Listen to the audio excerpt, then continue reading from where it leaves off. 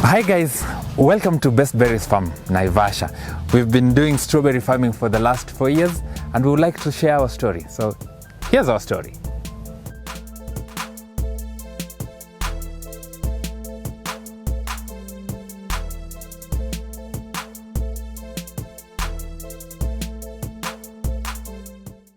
I started when I was very small, out of interest and love for fruits.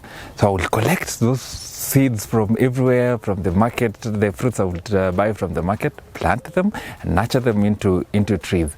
Then there came this point I realized that people were also getting interested in what I was doing. So flocks of people started coming to get my seedlings because I would start by planting them in a small nursery, then later to the farm.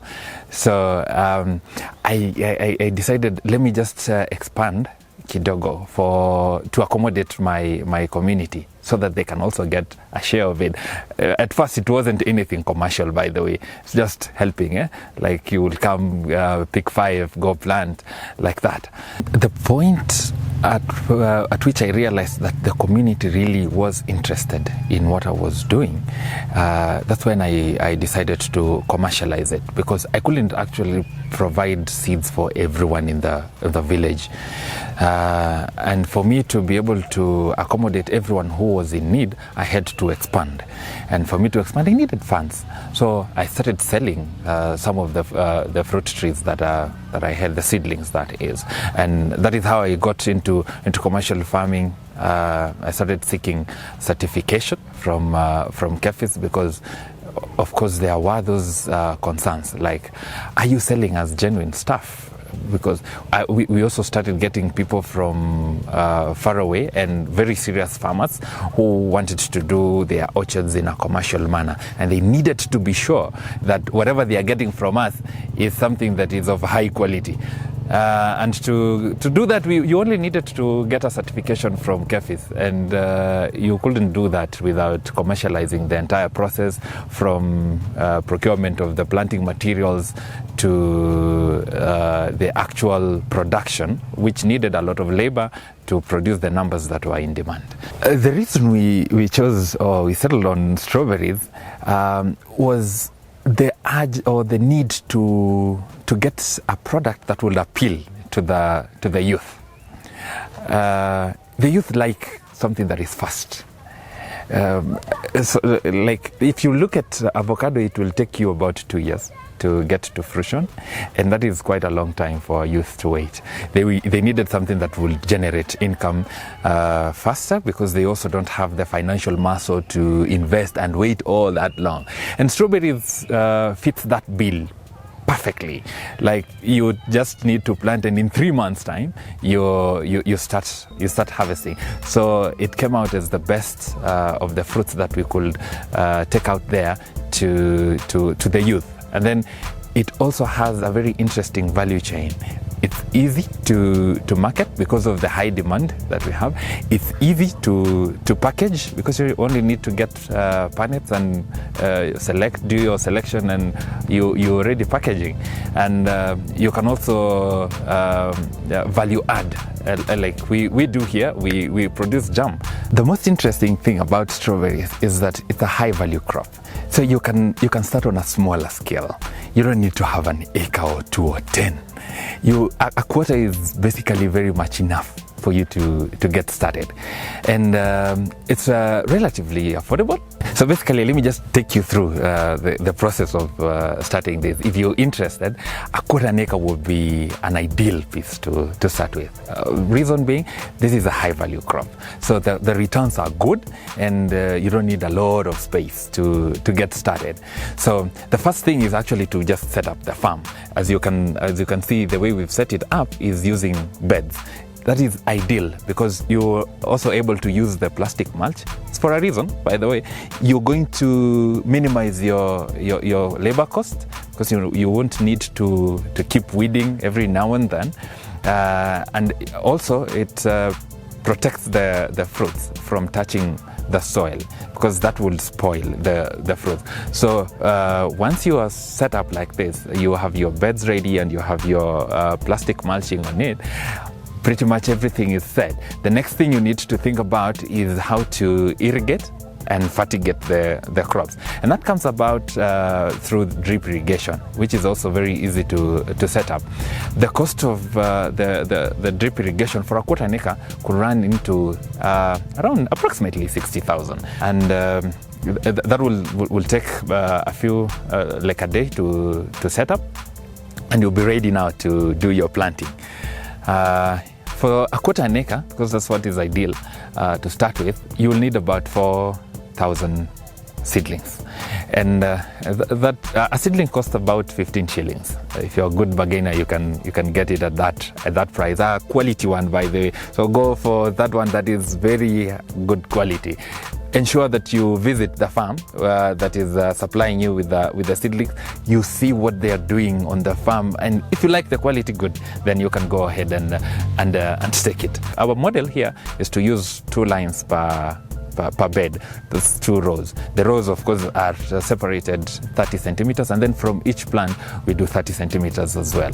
And that one crop in a year should give you, on the minimum, 1 kg.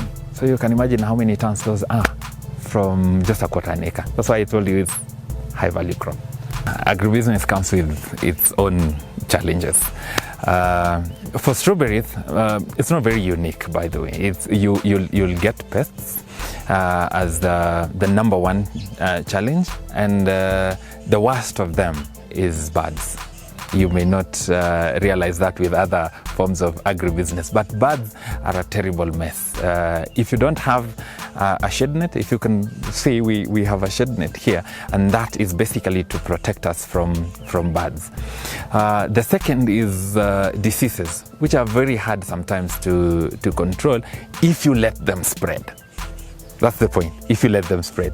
If you do your scouting very well every morning, ensure you see, you look at every plant, and if you notice any weird changes, then it's time for you to act. So diseases can really affect you. And of course, we also have the small pests, other than birds. We have sometimes thrips, we have worms, but those ones are relatively easy to notice. Now, the main one is nutrition. And that challenge can come in 2 ways. One, if you fail to properly fertigate your crops. And 2, if you get your EC and pH wrong. Because if those levels are out of the range for strawberries, then your plants will not be able to uptake the nutrients. So you need to be very careful. And strawberries speak loud. If you look at the leaves, they can tell you, I'm lacking magnesium, I don't have calcium. That will also be visible from the fruit. If your fruits don't have calcium, they spoil very fast, and you won't get the value in the market, because one day at the shelf and they're already rotting, and that's not very interesting. If you're good enough and you have overcome the challenges at the farm, and now you have a good crop, you need to figure out where to sell it. And you will encounter another challenge in marketing. First of all, when you're taking the fresh berries to the market, customers want to buy the big size of berries. That leaves you with the small size, and you may not know where to take them, even though they might be of excellent quality. The only thing is that they are relatively smaller than what the customers want. And that is a good point to think about value addition. And it's very easy to go into value addition, especially if you think about making jam, like we are doing. We make our jam and sell it under the brand name Wow. And this is something that isn't really difficult. Even though we need volumes for that to make sense. So if you've started small, you can also collaborate with others who have started on the same scale with you, and bring your produce together. That which you are not able to sell, bring it together, value add it, make your jam, and you will have cut the post-harvest losses that you will encounter otherwise. It's interesting for anyone who will want to get into strawberry farming, but I will have a few words for you. One, you need to have figured out your market. Luckily, you have 3 months to do that. Know where you'll be selling your fresh fruits. That gives you a point ahead of the other farmers. Number two, you need to have your water in check. You need to have clean water that has the right level of pH. Water messes you up completely if it is off the levels, the pH levels. And three, you also need to figure out if this market that I have already gotten doesn't work out as we are anticipating, then what next? What do I do? And learning to value add for strawberries, it's not a very technical thing. You can do that, and if you have the volumes, then that is a nice way to tackle that problem. You know, it was interesting the way we started farming strawberries. We had to figure out everything for ourselves. And we needed to do a lot of Googling, we needed to do a lot of farm visits, we needed to do a lot of consultancy with people, and some of them were actually not so willing to offer the information. So we also saw that our farmers are facing the same challenges, but luckily now we already have everything on our fingertips. We know the challenges, we know the journey. We can basically take you right from the start all through to marketing. So we developed a program, a product where we do consultancy for farmers. We will come visit you. If you're interested in starting strawberry farming, you don't need to worry. You don't need to go through the same problems that we went through. We are here, we have the information, we will come, we will guide you step by step. Even if you are a baby, you'll be able to understand it.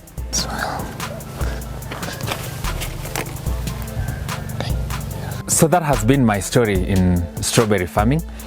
We have learned our way through from start to marketing, and we would like to share our experiences. So if you're out there and you want to get started, don't shy away, just reach out to us. We will come to your farm and help you. And we'll also like to learn what other farmers are doing. So if you're out there and you're a farmer, please share your story.